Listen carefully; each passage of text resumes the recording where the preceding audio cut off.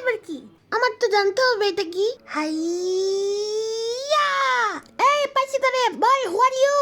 ওই কুলফির বাচ্চা সর, তুই জানোস এটা কার পুতুল? এটা হইতেছে তোর ছোট ফুপির পুতুল। তোর ছোট ফুপি জানলে তোর একবারে মাইরা তক্তা বানায় ফেলাবে, বুঝছস? আমি তো বিড়াল, আমার আবার টকটা বানাবে কেমনে? কিন্তু ছোট্ট ফুপ্পির কাছে এই পুতুলটা এত বেশি প্রিয় কেন? কারণ এই পুতুলটার সাথে আমাদের বাসায় একসময় একটা খরগোশ ছিল যার নাম ছিল সোনু। ওর চেহারা এটার সাথে মিলে। হ্যাঁ, হুইস শোনো, হুইস খরগোশ। আরে সোনু একটা খরগোশ ছিল যেটা দেখতে ওর মতোই ছিল পুরাপুরি। সোনুও দেখতে হলুদ কালার ছিল, ওর এরকম গাল ছিল, তারপর এরকম হাত ছিল, এরকম লম্বা লম্বা কান ছিল, মানে ওভারঅল এটার মতোই দেখতে ছিল।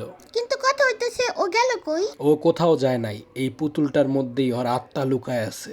হ্যাঁ, ও মা গো! ওই আব্বা, তুমি কি আমারে ব্যাককল বানাইলা? আরে না না, ব্যাককল না, আমি তোরে ব্যাককল বানাবো কেন বল, আমি তোরে গাধা বানাইছি। ও আচ্ছা, আমি তো তোমার প্রতিদিনই গাধা বানাই। তুমি নাইলে একদিন আমার গাধা বানাই খুশি হয়ে যাও, অসুবিধা নাই। তোর মুখ কিন্তু অতিরিক্ত চলে। কেন? আমার মুখ কি কোনো মোটর সাইকেল যে ব্রুম ব্রুম করে চলবে? সাবধানে থেকো, বুঝছো আব্বা? দেখো আবার এই মোটর সাইকেলটার সাথে তোমার অ্যাক্সিডেন্ট না হয়ে যায়।